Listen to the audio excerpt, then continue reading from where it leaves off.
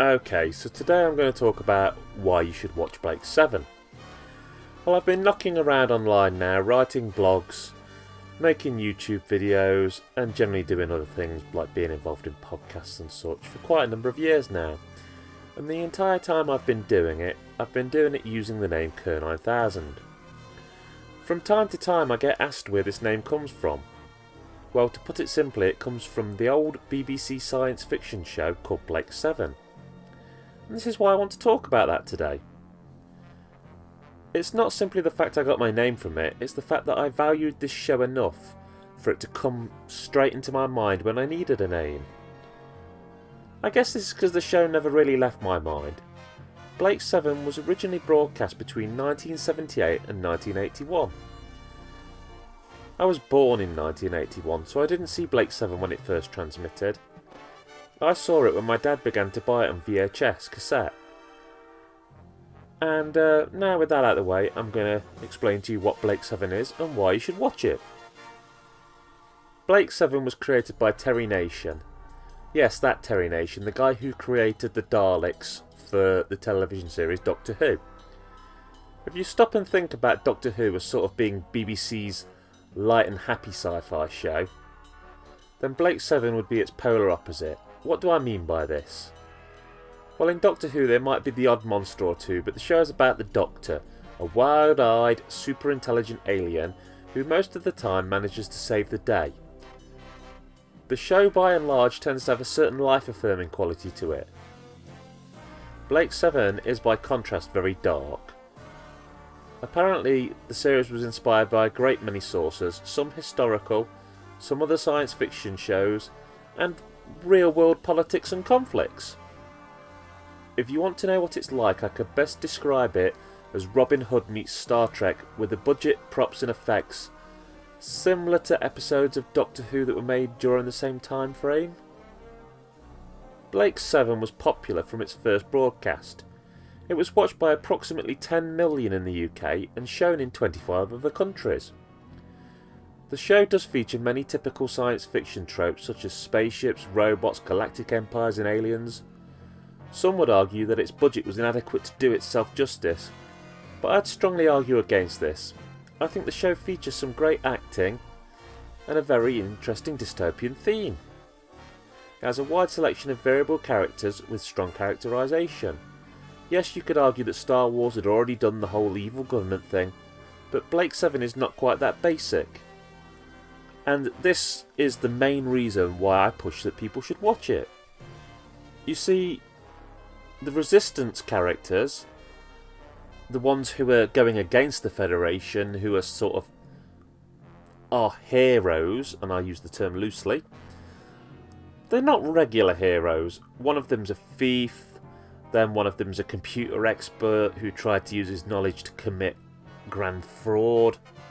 Then there's a smuggler, and there's a man who committed murder and has a computer chip implanted into his head to try and stop him from being violent.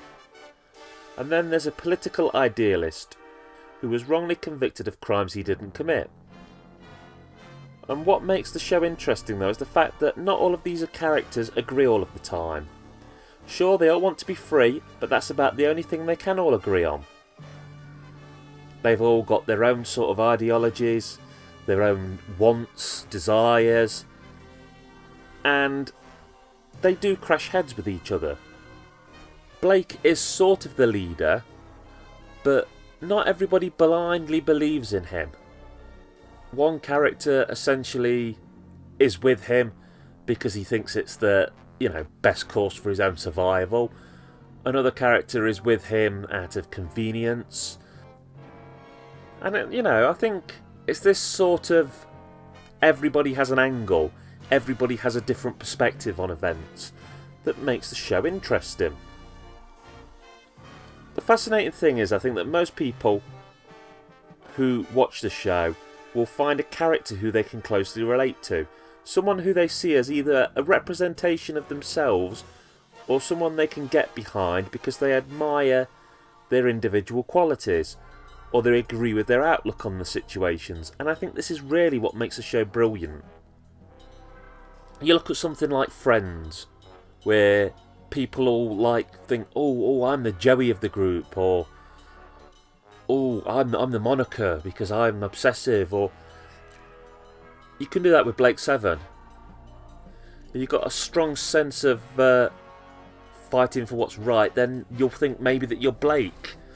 Or if you're more interested in your own self-interest, then maybe you'll think that you're Avon. Now, it needs to be said that if you do give Blake Seven a try, you need to watch more than the first episode. You see, the first episode is very much setting the scene, and it shows the kind of dystopia that Earth is in the future. You get to see a little bit of something about how Blake's been living, and you get to see him stand trial for the crimes he's wrongly been accused of. And then, quite shockingly, not to give too much away, but they've accused him of child molestation because his political ideology is so different to theirs, and he was essentially a revolutionary. They didn't want to kill him because they thought they'd make a martyr. So they brainwashed him so he couldn't remember what had happened before, dropped him into the population, made it look like everything was fine, and then tried to accuse him of child molestation so that everyone would hate him, and they could then get away with sending him to a prison colony where he would quietly live out the rest of his life hated until the day he dies. But when you get past this first episode and the scene's been set, that's when things really start to get good. Not that stuff's not good, I think that stuff's great, and it's well ahead of its time when you watch it.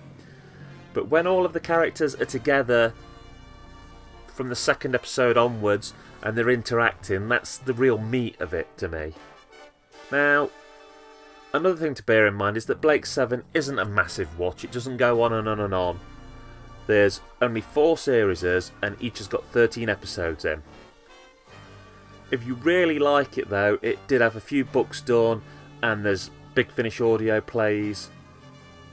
It's nearly found its way back onto TV a few times with various different networks and outlets seeking out the rights to make either a TV movie, a new series, or at one point an animated series was a possibility.